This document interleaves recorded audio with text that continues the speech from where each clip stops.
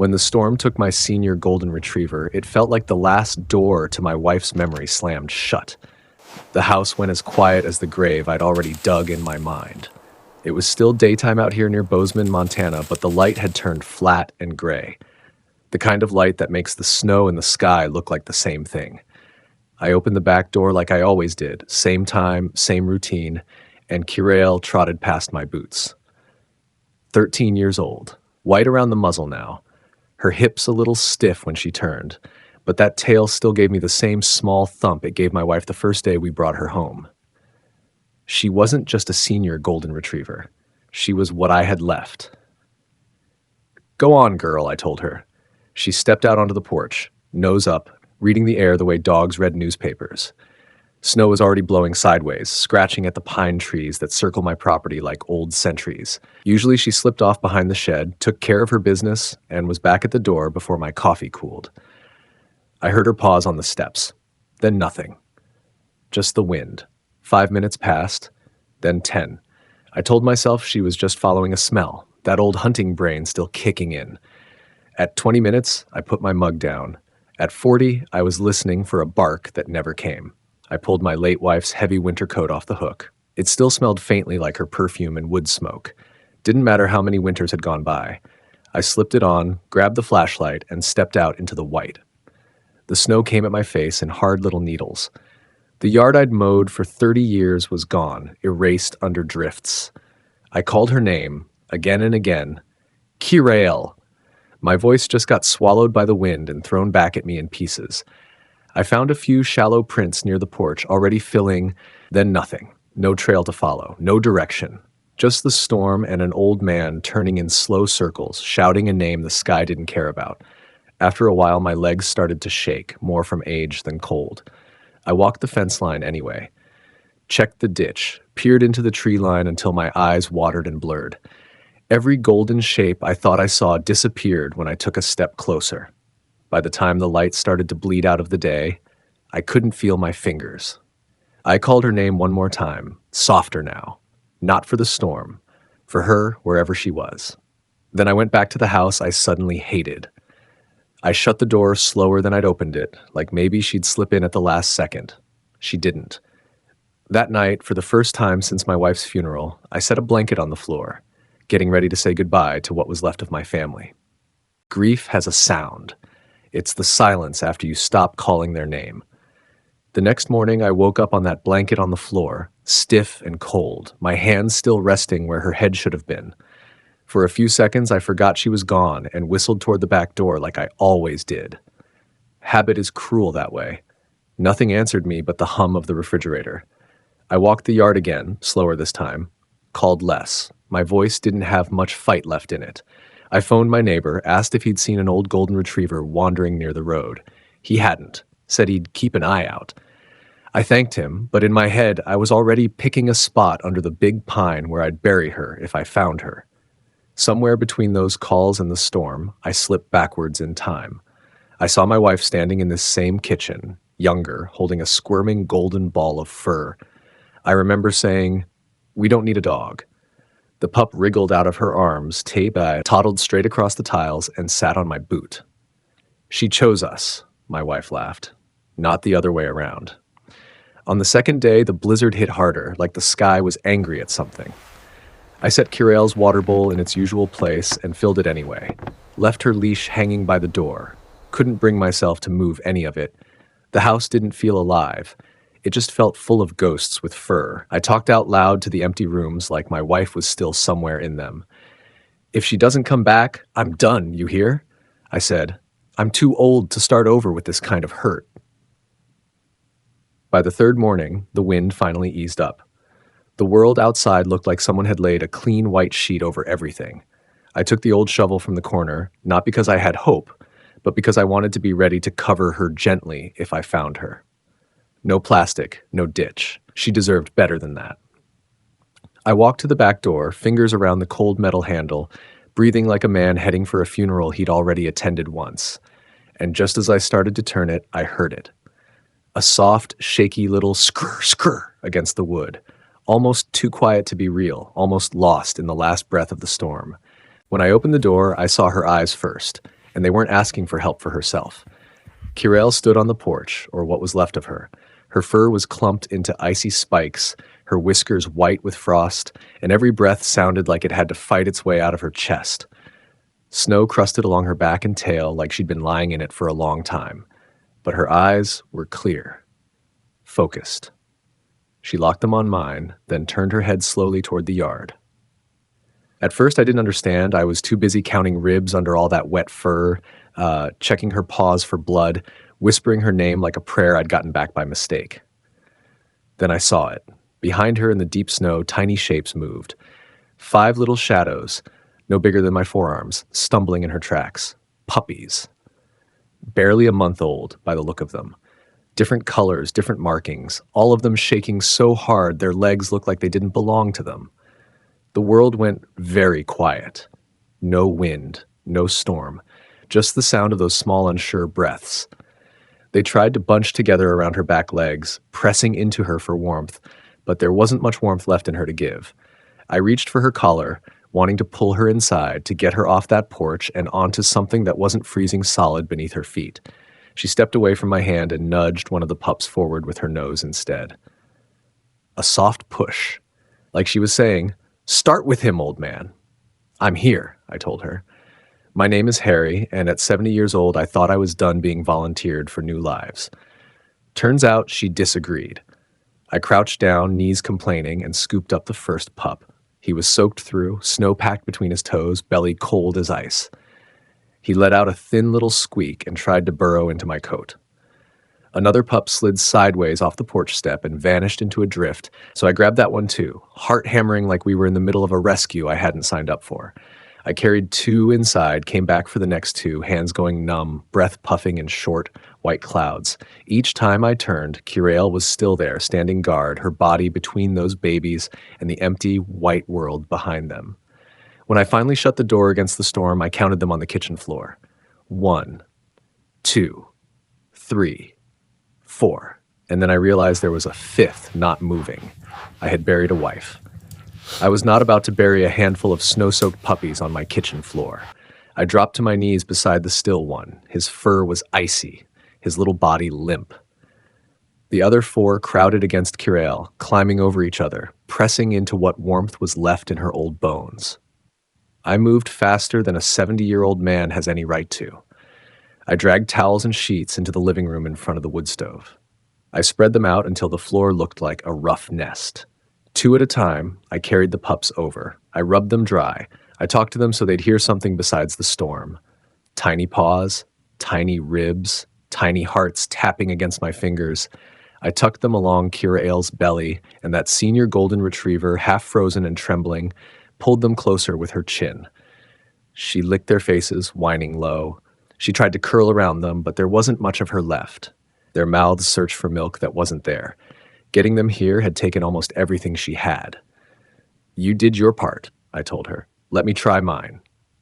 In the pantry, I pushed past cans and boxes my wife once lined up. I found powdered milk, a baby bottle from when the grandkids were small, a couple of syringes without needles. I called the local vet with the phone under my chin, boiling water and mixing formula. He gave me numbers, times, quiet warnings. Back on the blanket, the room smelled like warm milk and wet fur.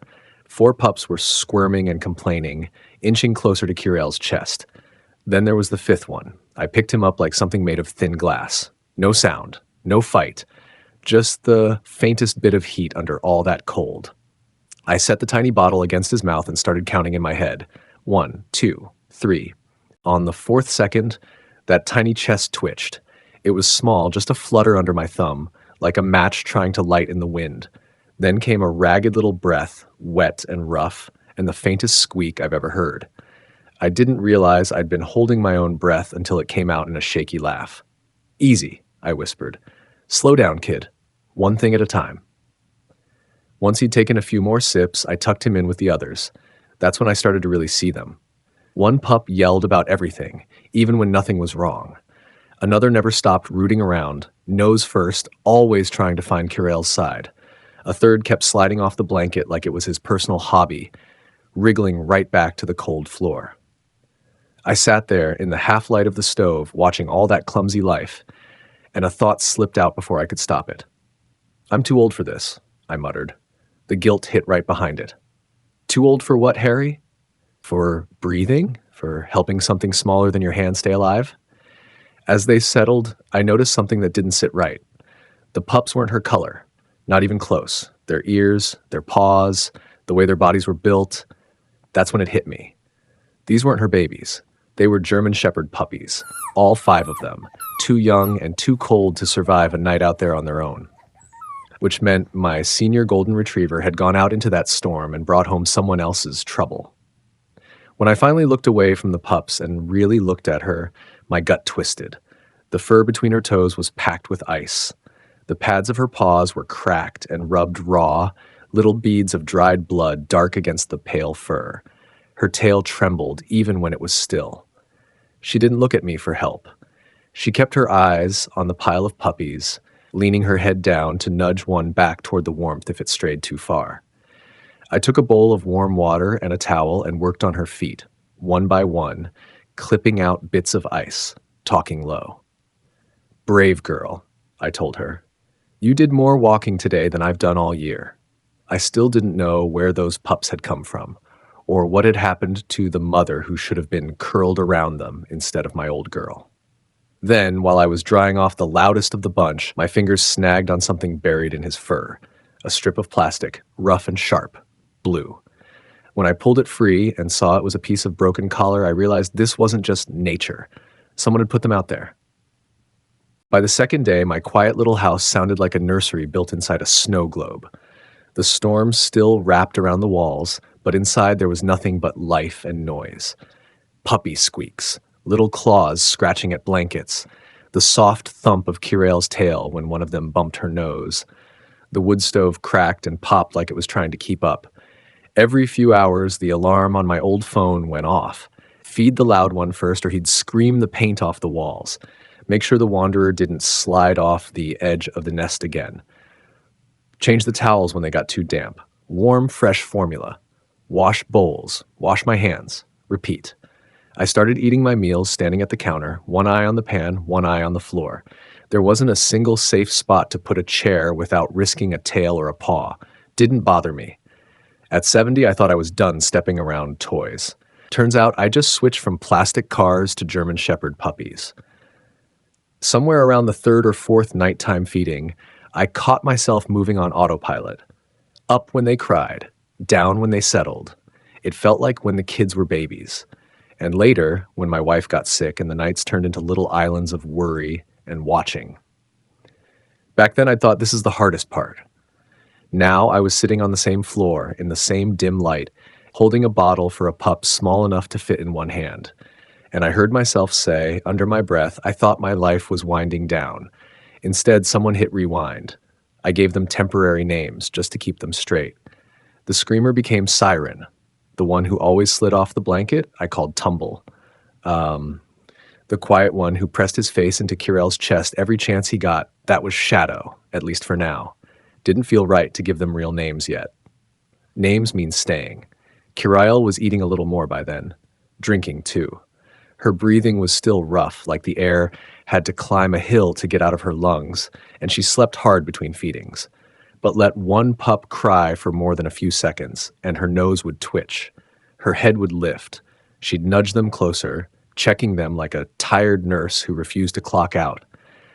That evening, when the house finally went quiet for a moment, I stepped out onto the porch. The trees were heavy with snow, dark lines against the fading sky. I looked toward the woods where she must have found them, where some human hands had failed them first. "If there's a mother out there," I said into the cold, "I hope you know your babies are safe." I let the silence answer back, but I also know someone didn't want them to be. The last honest conversation I had in this kitchen wasn't with a vet. It was with my dying wife. She was sitting right there at the table, thinner than she had any right to be, a blanket over her knees. The window was open a crack, letting in that Montana cold she always claimed she liked. Kirail lay at her feet, younger than, head on her lap, eyes flicking between us like she knew something was ending. My wife's hand rested on that soft golden neck. "She's not just a dog, she said. She's the part of me that gets to stay." I remember staring at the pattern in the wood grain so I wouldn't have to meet her eyes. She reached across and hooked my finger with hers. "Promise me you won't shut the door on love when I go," she whispered. "Especially not on her. Don't let her be the last thing you let yourself care about."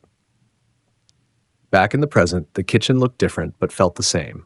Same table, same dog. Only now there were 5 German Shepherd puppies sprawled across my floor, turning my grief into something noisy and breathing. The phone rang that afternoon. My neighbor.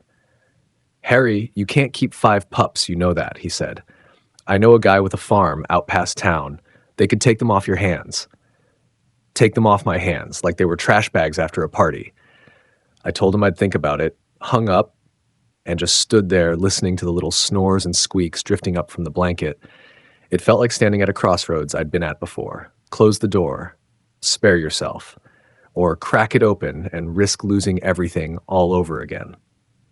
That night, Curel tried to stand and almost didn't make it. Her back leg dragged a little. Every step looked like it cost her more than she had. Still, she shuffled across the room and eased herself down so that all 5 pups ended up pressed against her side.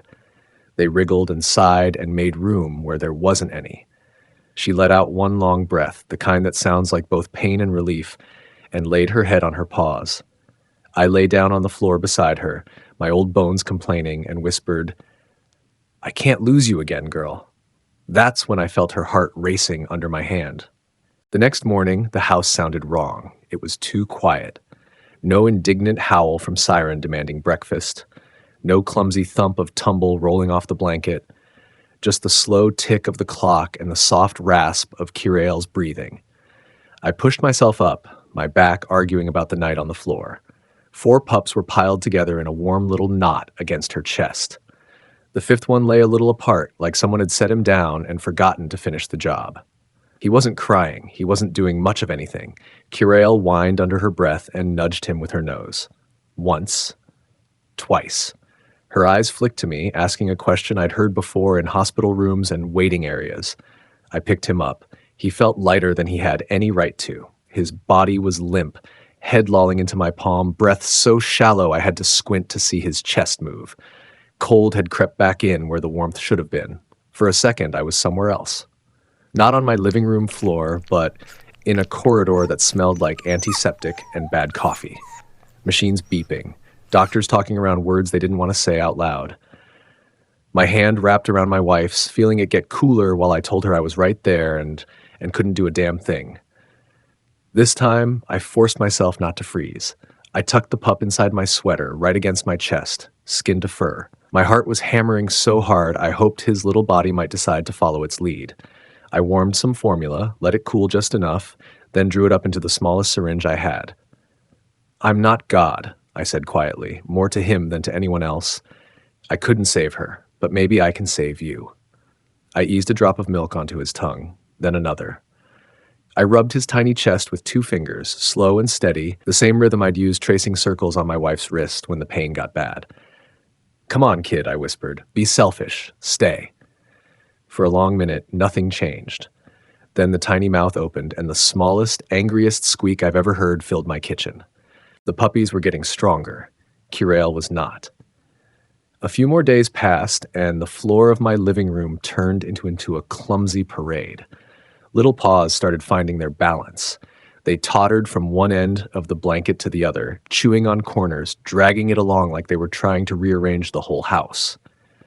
They found my shoelaces, too. I couldn't cross the room without someone hanging on. Teeth sunk into the frayed ends, last growling like they'd caught a wild animal. Sirens still yelled about everything. Tumble still rolled off anything even slightly higher than flat ground. They were chaos. Good, noisy, breathing chaos. And in the middle of it all, my senior golden retriever seemed to be shrinking. Her collar hung looser around her neck. Her hips, once just stiff, now shook when she stood. Sometimes when she tried to get up, her back legs didn't quite remember what they were supposed to do, and she'd have to try, twice. At night, when the pups finally settled, I watched her. She'd lie there, eyes half closed, breathing slow. Then, as soon as one tiny body twitched or a small sound broke the quiet, she would drag herself across the blanket. She'd touch each puppy with her nose, one after the other, like she was counting them. Only when the last one sighed and went still would she let her head rest again. One afternoon, she followed me to the back door while I took the trash out. The snow was packed hard now, a white crust over everything. She tried to climb the 2 small steps up to the porch behind me.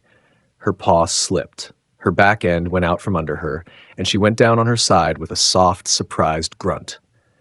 The pups heard it and came tumbling over, crowding around her head, whining, licking at her face like they could pull her back up with their tongues. I dropped the trash bag right there in the snow and sat down on the step beside her. I slid my hand under her head, lifting it onto my knee. Up close I could see how gray her muzzle had gotten, how tired her eyes were. "I'm scared," I told her, my voice sounding like it belonged to someone older than me. "Not of you. Of me. Of having to bury one more thing I love." The truth settled between us and didn't go anywhere. Looking at those puppies pressed along her side, it finally hit me. They weren't a burden she'd dropped at my door. They were the reason she'd kept going when any sensible body would have laid down in that storm and not gotten up again. I scratched behind her ear the way she liked and leaned closer. I told her, "If you go, I'll carry them the rest of the way. I swear." Her tail moved exactly once. The day the storm finally broke, so did something in me. I woke up to light. Not the flat gray we'd been living in, but real sunlight pushing its way through the curtains. When I opened them, the world outside Bozeman looked like glass and diamonds. Ice on every branch, snow shining so bright it made my eyes water. On the floor, the puppies were already moving, clambering over each other in slow motion. Tails up, heads bobbing. A little army of German Shepherd trouble waking up to a new world. Kirail shifted beside them, and for a second, I held my breath. Then she did something I hadn't seen in days. She stood up, not gracefully, not quickly, but on her own 4 tired legs. She walked across the kitchen, nails clicking soft against the tile, leaving faint prints from her old paws. 5 pups wobbled after her in a crooked line, bumping into chair legs, sliding, correcting, determined not to let their rescuer out of their sight. I opened the back door. Cold air rushed in, clean and sharp. She stepped out onto the porch like a queen inspecting her kingdom, pups spilling out behind her. She sat down slowly, joints complaining, lifted her nose and filled her lungs. She looked at the mountains, those same peaks my wife used to stare at when she thought I wasn't watching. Only this time, instead of feeling like I was standing at the edge of something that had ended, it felt like I was looking down the line of something still going. Right there, with sunlight on her gray face and 5 little shadows at her feet, I made myself a promise. None of these pups were going wherever. No backlot, no chain on a post. If they left this house, it would be the way my wife chose Kirail's home, on purpose, with love. Later that day, I pulled an old box down from the closet shelf. Inside were pieces of her I hadn't touched since the funeral, scarves that still smelled faintly like her. A small tin of buttons and ribbons she saved for later projects that never came. I sat on the floor with a lap full of wiggling puppies and sorted through color and texture, a soft green ribbon for the quiet one, a bright red scrap for the loudmouth, a pale blue for the fighter who wouldn't give up that morning in my sweater. By the time I finished tying the last ribbon, I realized something terrifying. I didn't want to let any of them go. I used to think my house was too small for another chapter. Turns out it was just too quiet. A few weeks rolled by, then a few more. Snow melted back from the fence posts. The trees around Bozeman shook off their frost. Inside, those German Shepherd puppies stretched out of their baby clumsiness into long legs and big paws that didn't quite fit where they were supposed to. They still barreled through rooms like they owned the place, but now they could almost make the turn without crashing into the table. Almost. I knew I couldn't keep all 5, no matter what my heart was whispering.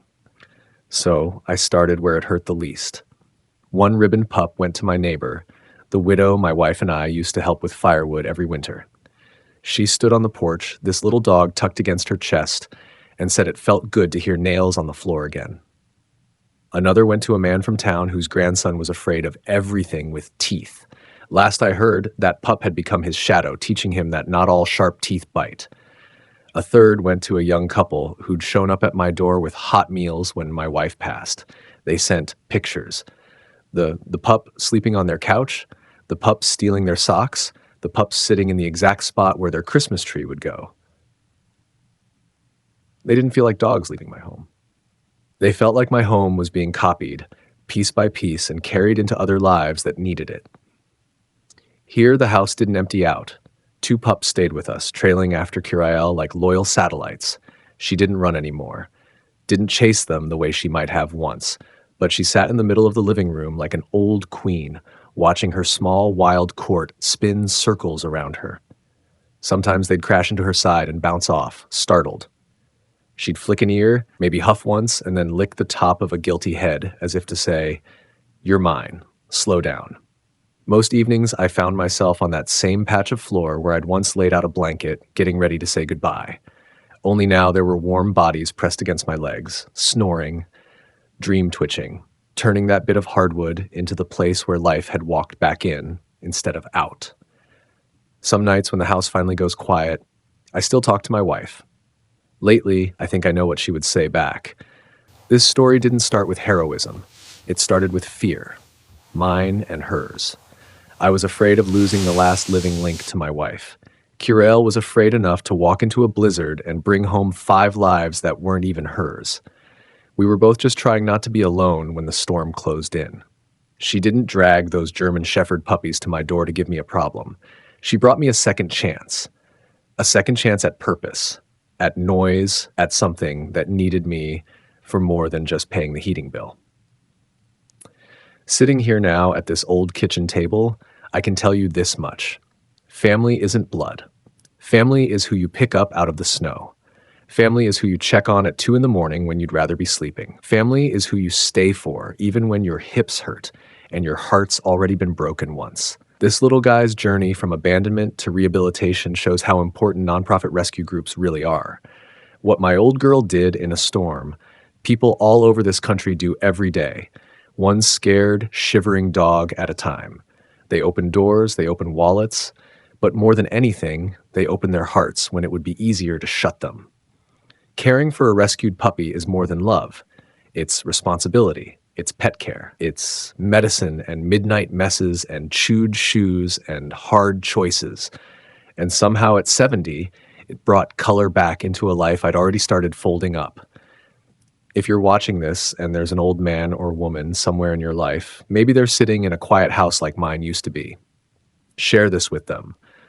Not for numbers, not for views, but so they remember it's not too late to leave the door cracked open for one more heartbeat. And if you share it a little wider, maybe some dog out there, some forgotten mother, some scared pup, won't disappear without a trace. Join our Brave Paws family. Be their voice, be their hope.